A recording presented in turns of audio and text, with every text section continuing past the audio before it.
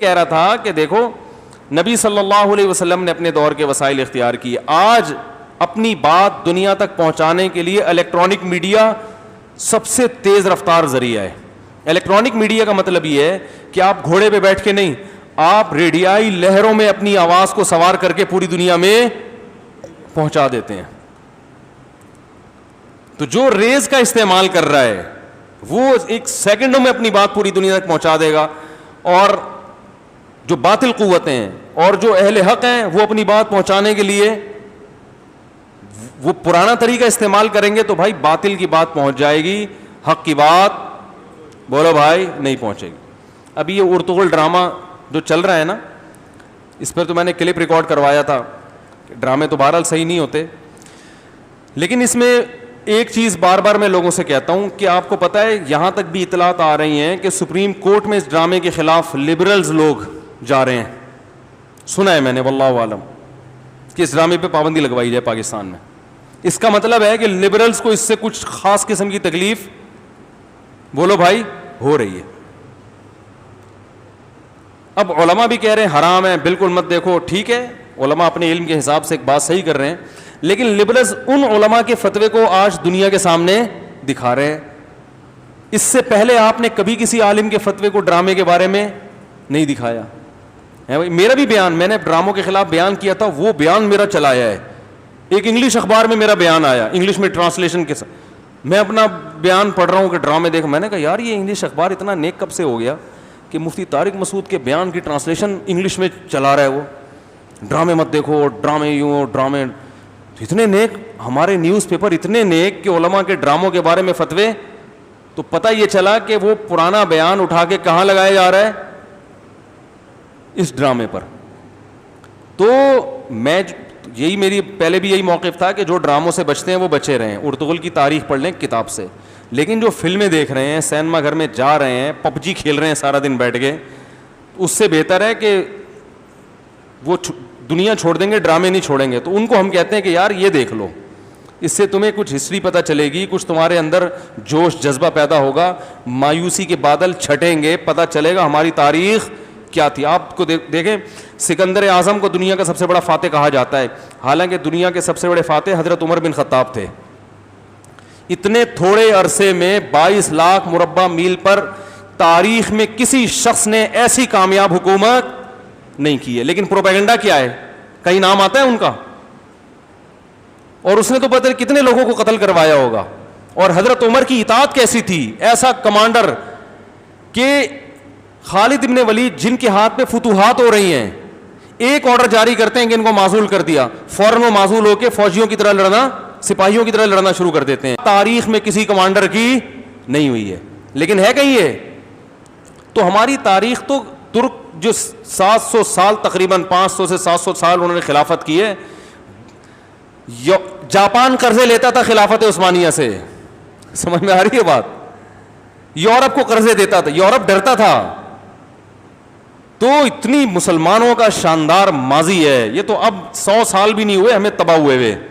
تباہی کیسے ہوئی, اس کے اسباب پہ آپ غور کریں گے کہ تباہ ہونا کہاں سے شروع ہوئے, تھی ہماری کیا تاریخ. یہ ساری باتیں طیب اردگان نے اس ڈرامے میں بیان کی ہیں. تو ایک ویژنری آدمی ہے طیب اردگان, اس کا مقصد تھا کہ اپنی قوم کو میں ترکی میں گیا ہوں تو میں نے وہاں جو قسطنطینیہ کی دیوار جو سلطان محمد فاتح نے فتح کی تھی نا, اس پہ بھی انہوں نے وہ جیسے ہمارے یہاں پلانیٹوریم ہوتا ہے نا, سیارہ گاہ بنائی جاتی ہے, اس قسم کی ایک گاہ بنائی ہوئی ہے. اس کے پیچھے کچھ بھی لگا دیں آپ, ٹھیک ہے نا.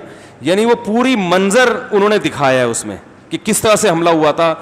خدا کی قسم چیخے مار مار کے روتا ہے آدمی وہاں پہ, ایسا ایمان تازہ ہوتا ہے. مجھے لوگوں نے بتایا یہاں بنوری ٹاؤن کے شیخ الحدیث آئے تھے, وہ چیخے مار مار کے رو رہے تھے. ایسا منظر تھا کہ یار کیا جنگ تھی, مسلمانوں نے کیا زندگی, کیا شاہانہ لائف گزاری ہے بھائی. اب کیا ہو گیا, ہمارے سائنٹسٹ تھے, ہمارے ڈاکٹر تھے, ہمارے انجینئر اپنے تھے.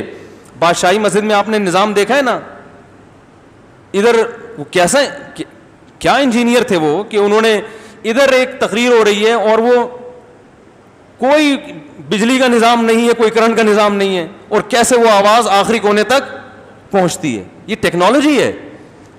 تو اتنا زیادہ ہماری تاریخ کو مسخ کیا گیا ہے. آج اسکول کالج جانے والے بچوں کو ایسا لگتا ہے کہ مسلمان ہمیشہ سے رول ہی رہے ہیں, ساری ٹیکنالوجی ساری سائنسی ترقی گوروں کے ہاتھ میں ہمیشہ سے رہی ہے. ایسا نہیں ہے بھائی, ہماری خلافت جب تک تھی اسرائیل نے فلسطین کی طرف آنکھ اٹھا کے, آپ کو پتہ ہے اسرائیل نے کہا تھا خلیفہ سے کہ فلسطین کی تھوڑی سی زمین چاہیے, اس نے کہا مٹی اٹھا کے لے جانے کی اجازت نہیں ہے. صحیح, زمین تو دور کی بات, مٹی شاپر میں ڈال کے لے جانے کی اجازت نہیں ہے. اور آج آپ فخر کرتے ہیں یورپ میں غریبوں کا اتنا خیال, بے روزگاروں کا اتنا خیال, بیوہ عورتوں کا. آپ کو ترکی کا اگر پتہ چل جائے کہ کس کا کتنا خیال کیا جاتا تھا تو آپ کے ہوش ٹھکانے آ جائیں. تو اس لیے میں اصل تو یہی ہے کہ کتاب پڑھیں, کتاب سے انسیت پیدا کریں. ترکی کی بنو امیہ کی تاریخ پڑھیں, بنو عباس کی تاریخ پڑھیں. بہت سے برے کام ہوئے, بہت سے اچھے کام بھی ہوئے ہیں. بنو امیہ کو ایسا بنا کے پیش کیا جا رہا ہے جیسے وہ سارے ہی کیچڑ میں لتھڑے ہوئے لوگ تھے. ایسا نہیں ہے بھائی, بنو امیہ میں کچھ ظلم بھی ہوئے ہیں اور ہر حکومت میں ہوئے ہیں, لیکن بہت سارے ان کی بھی خیریں ان کی برائیوں پہ غالب ہیں. اسلام جو اتنی زیادہ دنیا میں پھیلا بنو امیہ کے دور میں پھیلا ہے. تو جو بغاوتوں میں ظلم ہوئے ہیں نا بنو امیہ کے دور میں, جو زیادہ تر, ایک تو حضرت حسین تو یقیناً بہت بڑا ظلم ہے, اس کی تو کبھی بھی کوئی بھی اس کے, اور وہ سارے بنو امیہ تھوڑی ملوث تھے اس میں, تو جو بڑا ذمہ دار تھا وہ عراق کا گورنر تھا, اس کی وجہ سے سارے بنو امیہ کو لعنتیں کرنا یہ کہاں سے ٹھیک ہو گیا. تو لیکن جو اس دور میں کام ہوئے ہیں, جو لائبریریاں بنی ہیں, جو علم کو دنیا میں پھیلایا گیا ہے, میں نے اس پہ ایک پوری پریزنٹیشن پیش کی تھی کہ بنو امیہ کے دور خلافت میں مسلمانوں نے جو سائنسی ترقی کی ہے, سیارہ گاہ بنائی گئی ہے, اور پوری دنیا سے لوگ سفر کر کے آتے تھے. مختلف موضوعات پر 200 سے زیادہ کتابیں تھیں جو بادشاہ کے خلیفہ کے حکم پہ باقاعدہ لائبریری بنی تھی, اس میں لوگ مطالعہ کرتے تھے اور دنیا آتی تھی وہاں سے علمی پیاس بجھاتی تھی. پھر بنو عباس کی حکومت ہے, بغداد میں مسلمانوں نے کیا کچھ, یہ جو البیرونی سائنسدان ہے کہتے ہیں 12 سال تک چھت پہ چڑھا رہا تھا, یہ کھانے پینے کے لیے جو اترتا, یہ سارے تجربے اس نے خوردبین نے بنا کے سیاروں کا ستاروں کا مشاہدہ کیا. میرے شیخ حضرت مفتی رشید احمد صاحب فلکیات کے بہت ماہر ہیں, گوروں نے حضرت سے رابطے کیے ہیں اتنے ماہر, اور حضرت نے موجودہ سائنس کا ایک حرف بھی نہیں پڑھا تھا. جتنی فلکیات پڑھی ہے ساری البیرونی کی کتابوں سے, البیرونی کی کتابوں سے. تو کرو ٹریگنومیٹری کے فارمولے جتنے ہیں گورے نے وہیں سے لیے سارے. کرو ٹریگنومیٹری کے فارمولے جو جانتے ہیں نا ان کو پتا ہے وہ آسان نہیں ہے. جو ایکویشنز ہیں, فارمولے کہہ رہا ہوں, ایکویشن جو ہے نا کرو ٹریگنومیٹری کی, وہ کیسے اس نے ایجاد کی, انسانی عقل حیران ہو جاتی ہے. تو ہمارا ماضی بہت شاندار تھا. یہ خلافت عثمانیہ کا خاتمہ ہوا ہے, اس کے بعد سے ہمیں مسلسل پستے اور ایسے چور اچکے ہم پر مسلط کیے ہیں کہ ان سے جان ہی نہیں چھوٹ رہی ہے, اور ایسا نظام بنا کے دے دیا کہ جان چھوڑنا بھی نہیں چاہ رہے ہم. گورا بہت ہوشیار ہے, آپ کو پتہ ہے جب ہندوستان سے گیا تھا نا گورا, تو وہ ٹماٹر کا بیج ڈال کے گیا تھا, اپنا ٹماٹر کہ جو ہے نا ان کو میں ایک تو لڑوا دیا انڈیا پاکستان کو, کشمیر کو متنازع بنا دیا کہ ان کے زیادہ سارا سرمایہ ایک دوسرے کے خلاف جنگ میں ہی خرچ ہو. وہ جاتا ہے لڑوا کے جا کے, بھائی لڑو, مجھے تو بھول جاؤ, آپس میں کیا کرو, لڑو. تو اب دونوں کا اصل دشمن کون تھا, انگریز تھا نا بھائی. ہندوؤں کا مسلمانوں کا اصل دشمن کون تھا, انگریز. کبھی بھی انگریز سے نہیں لڑیں گے, جب بھی برطانیہ سے کوئی آئے گا دونوں گلے لگائیں گے, آپس میں توپیں لے کے ایک دوسرے پہ مارتے رہتے ہیں. کشمیر کو اس نے متنازع بنا دیا, تو اس کی پالیسی ہے لڑاؤ اور حکومت کرو. تو یہ کتابیں پڑھا کریں. 2 کتابیں آپ کو اور بتا رہا ہوں میں, علماء ہند کا شاندار ماضی اور اسیران مالٹا, یہ 2 کتابیں لازمی پڑھیں, یاد رہیں گی. اسیران مالٹا, مالٹا جیل تھی اس کے قیدی, اور دوسرا کیا, علماء ہند کا شاندار ماضی. یہ بڑی گاڑی اردو ہے, میں کوشش کر رہا ہوں کہ کوئی مجھے ٹائم ملے میں اس کو آسان اردو میں ترجمہ کر لوں, یا کوئی ایسا مترجم مل جائے ہمیں, کیونکہ آج کل اردو میں جو ترجمے ہوتے ہیں نا وہ اور درد سر ہوتے ہیں. آدمی کہتا ہے انگلش میں ہی رہتا اچھا تھا, پشتو میں ہوتا وہ زیادہ اچھا تھا, ایسے عجیب عجیب سے ترجمے آ جاتے ہیں مارکیٹ میں. تو کوئی آسان اردو میں ان 2 کتابوں کا ترجمہ کرے تو مجھ سے رابطہ کرے. تو یہ 2 بڑی شاندار کتابیں ہیں. تو اصل یہی ہے کہ آپ ارطغرل کی تاریخ پڑھیں کتابوں میں, لیکن بہرحال جو ڈرامے فلمیں دیکھنے کے عادی ہیں وہ ڈرامہ دیکھ لیں, تو ان سے تو 1000 گنا ہو سکتا ہے وہ ان ڈراموں کی نحوست سے بھی جان چھوٹ جائے. سمجھ رہے ہیں نا, جب ہر وقت تلوار گھوڑا دیکھے گا تو پھر وہ ناچتی ہوئی عورتیں ویسے ہی اچھی نہیں لگتی. آدمی کہتے ہیں کیا زنانہ پن ہے یار. متنبی کا شعر سنا دوں اگر اجازت ہو. متنبی کہتا ہے, متنبی جو تھا نا وہ شراب نہیں پیتا تھا, اس کے دوست شراب پیتے تھے اور شراب خانے میں جا کے وہ رقص و سرور کی محفلیں جو ہوا کرتی تھی باندیوں کی وہ دیکھا کرتے تھے. عورتوں میں بڑی دلچسپی جو اس کے دوست شرابی لوگ کی جو حرکتیں ہوتی ہیں. تو ایک دن شراب خانے میں متنبی کو بھی لے گئے, اس کے سامنے بھی شراب پیش کی, بھائی پیو اور تھوڑا سا انجوائے کرو. تو متنبی نے ایک شعر پڑھا, لِأَحِبَّتِي أَن يَمْلَؤُوا بِالصَّافِيَاتِ الْأَكْوَابِ, میرے دوستوں پر لازم ہے کہ وہ خالص شراب پیالوں میں بھریں, یہ ان پہ سوٹ کرتا ہے, شرابی ہیں ان پہ بالکل یہ ان کے لیے سوٹیبل ہے. یہ وَعَلَيْهِمِ أَن يَبْذُلُوا وَعَلَيَّ اللَّهُ شَرَبًا, اور ان پر یہ بھی لازم ہے کہ مجھے بھی پلائیں کیونکہ دوست ہیں, اگر نہیں پلائیں گے اس کا مطلب دوستی کا حق ادا نہیں کر رہے, لیکن مجھ پر لازم ہے کہ میں نہ پیوں. بات آ رہی ہے سمجھ؟ یعنی اپنے دوستوں کو بھی ملامت سے بچا رہا ہے کہ بھائی تم جو کر رہے ہو تمہارے لحاظ سے بالکل ٹھیک ہے, اگر تم مجھے نہیں پوچھتے. اب دیکھو ایک آدمی چرس پی رہا ہے, دوسرا آ کے بیٹھتا ہے, تو چرسی کا حق بنتا ہے نا کہ سر ٹھیک ہے, اگر وہ نہیں پوچھے گا اس کا مطلب ہے کہ یار تم تو خیال ہی نہیں کر رہے, لیکن آپ نہ پئیں. تو کہہ رہے لِأَحِبَّتِي أَن يَمْلَؤُوا بِالصَّافِيَاتِ الْأَكْوَابِ وَعَلَيْهِمِ أَن يَبْذُلُوا وَعَلَيَّ اللَّهُ شَرَبًا, ان کی ذمہ داری ہے, دوستی کا تقاضا ہے کہ مجھے پلائیں, لیکن میرے لائق یہ کہ میں نہ پیوں. کیوں؟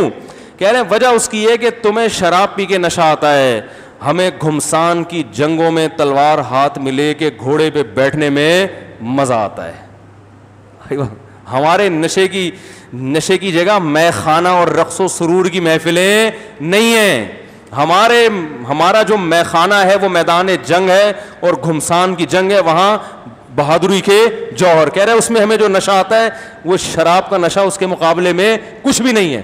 تو ارطغرل ڈرامہ دیکھ کے نا لوگوں نے مجھے گھوڑے پہ بٹھا دیا میرے گھوڑے والی ویڈیو لا رہے ہیں لوگ. تو ارطغرل ڈرامہ جو لوگ دیکھتے ہیں تو یہ شراب کباب اور یہ جو ہر وقت بالی ووڈ اور لالی ووڈ کی فلموں میں لگے رہتے ہیں, اور وہ فلانی کا انٹرویو آیا تو زنانے نے جواب دیا, ڈمکانے نے جواب دیا, پھر یہ جو دیکھتے رہتے ہیں نا 24 گھنٹے ان چیزوں سے تھوڑی جان اس کی چھوڑ جاتی. لوگ تو عجیب عجیب وہ ٹک ٹاک بنا رہے ہیں کہ وہ ایک آدمی ارطغرل ڈرامہ دیکھتے دیکھتے اتنا پاگل ہو گیا کہ اگلے دن 2 تلواریں لے کے گدھے پہ بیٹھ کے جا رہا ہے ٹھیک ہے, یعنی اس کا نفسیاتی اثر. اچھا ہے بھائی, اور یہ تو پہلے کلچر تھا. ہمیں یاد ہے ہم جب بچپن میں وہ ہوتی ہیں نا گھر کی خواتین مہندی لگا رہی ہوتی ہیں, بچیاں بھی, تو ہم چھوٹے تھے, ہم بھی کبھی عید کی رات کو چاند رات کو بچیاں مہندی لگاتی ہیں نا, تو ہمیں یاد ہے کہ ہم بھی بیٹھ جاتے تھے بچیوں کو دیکھ کے, لڑکیوں کو دیکھ کے کہ ہم بھی گھس کے چلو ہماری بھی لگا دو. تو ایسے ایک دن میں نے بھی لگا لی. تو میری دادی اللہ ان کی مغفرت فرمائے, حضرت مولانا عبد الرحیم رائے پوری رحمۃ اللہ علیہ سے بیعت تھی, یا خلیل احمد سہارنپوری رحمۃ اللہ علیہ سے. بزرگوں کی صحبت تھی نا, تو انہوں نے کہا کہ لڑکے مہندی نہیں لگاتے, خبردار اس کو اتار کے آؤ.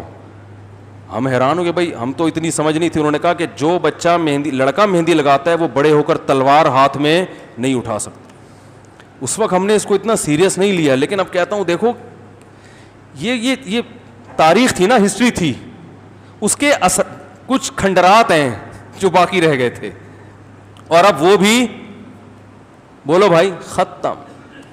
تو یہ ڈرامہ جن لوگوں نے دیکھا ہے ان میں کم از کم مہندی لگانے کا شوق تو ان کو ختم ہو گیا. بیوٹی پارلر میں جا کے جو گھنٹوں گھنٹوں دولہا کی گھسائی ہو رہی ہے اور وہ جو لپائی پتائی ہو رہی ہے اس کی, یہ شوق الحمدللہ دولہا جو ہے نا وہ ان چیزوں سے تھوڑی دولہا بنتا ہے, سمجھ رہے ہیں, یہ دلہن پہ سوٹ کرتی ہیں یہ چیزیں, دولہا پہ یہ چیزیں سوٹ. دولہا ہماری جب بھی میری شادی ہوئی الحمدللہ اسی سول ڈریس میں گیا ہوں, یہی پگڑی, صابن سے منہ دھویا, ڈیٹول سے بھی نہیں دھویا, صابن سے منہ دھویا, یہی کپڑے پہنے, اسی میں چلے گئے. شیروانی پہن لیں اور اچھی بات ہے, اس کی برکت ہے کہ کئی دفعہ الحمدللہ شادی ہو چکی ہے, اللہ کا فضل ہے. کیونکہ شادی کرنے کے لیے آدمی میں تھوڑا سا, میرے میں تو نہیں ہے لیکن ویسے انسان میں کانفیڈنس چاہیے نا, کیا خیال ہے؟ تو بیوٹی پارلر میں اگر آپ لپائی پتائی کرو گے تو کانفیڈنس کے علاوہ سب کچھ پیدا ہو جائے گا آپ کے اندر. گھنٹوں گھنٹوں بیوٹی پارلر میں جب شیشے کے سامنے بیٹھو گے, خدا کی قسم مردانگی ختم ہو جائے گی. اور آپ دیکھو, میرے تو باہر بھی ملکوں کے سفر ہوتے ہیں, میں تھائی لینڈ گیا, وہاں میں نے ہیجڑے اتنے دیکھے, میں نے کہا یار یہ اتنے ہول سیل کے حساب سے ہیجڑے کہاں سے آ گئے؟ ہمارے یہاں تو 1000-2000 کے بعد کوئی ایک ملتا ہے, اس پہ بھی شک ہوتا ہے پتہ نہیں ہے بھی کہ نہیں ہے, یا ہر دوسرا آدمی ہیجڑا ہے.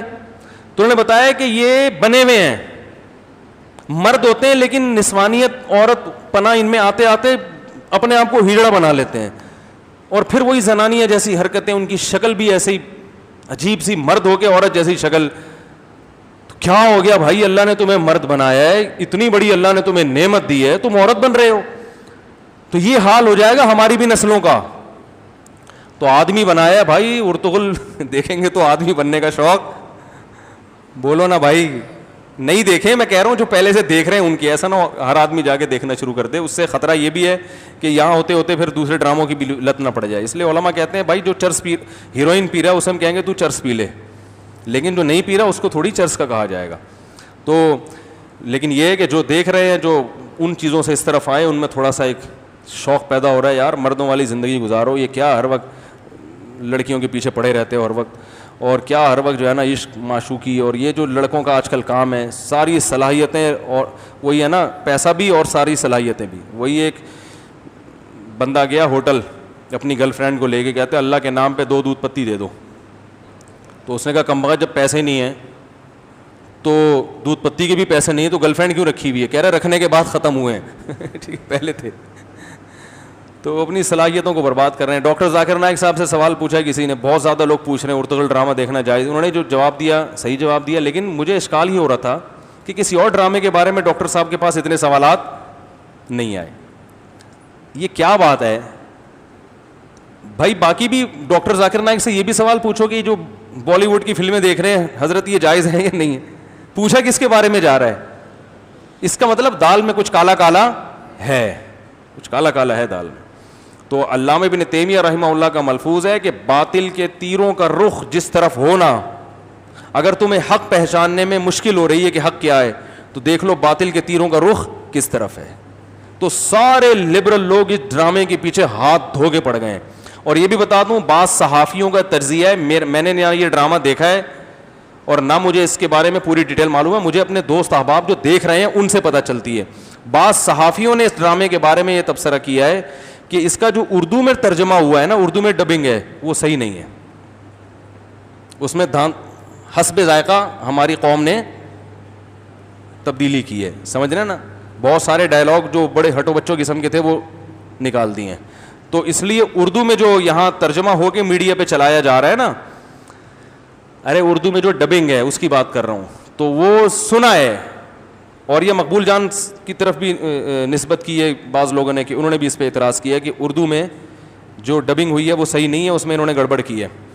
تو اس لیے جو دیکھنے والے ہیں وہ بتاتے ہیں کہ یا تو انگلش میں دیکھیں, اور جن کو انگلش نہیں آتی تو ترکی میں نیچے اردو ترجمہ جو چل رہا ہے نا, وہ ترجمہ صحیح ہے, ٹرانسلیشن جو ہو رہی ہے نا اس سے. اور سب سے بہتر ہے بھائی کتاب پڑھو, کتابوں کا عادی بناؤ, کب تک ڈراموں میں پڑے رہو گے؟ کتاب کا ذوق جس کو لگ گیا, اور کتاب کی معلومات اوتھینٹک ہوتی ہیں, ڈراموں میں بہت سارے ڈرامے بھی ہوتے ہیں. ظاہر ہے وہ ایک اٹریکٹیو بنانے کے لیے, اس کو اس میں اٹریکشن پیدا کرنے کے لیے وہ سارے, وہ کون وہاں لے کے بیٹھا ہوا تھا کہ ابھی ارطغرل یوں ابا سے یوں بات کر رہا ہے, ماموں سے ملنے جا رہا ہے, ٹھیک ہے نا, ابھی گھوڑے پہ بیٹھ رہا ہے, تو اتنی تاریخ تھوڑی کوئی محفوظ کرتا ہے. تو کچھ چیزیں اپنی طرف سے بھی ہوتی ہیں ڈرامے میں ایک حسن پیدا کرنے کے لیے. تو صحیح جو تاریخ ہوتی ہے وہ کہاں سے ہوتی ہے؟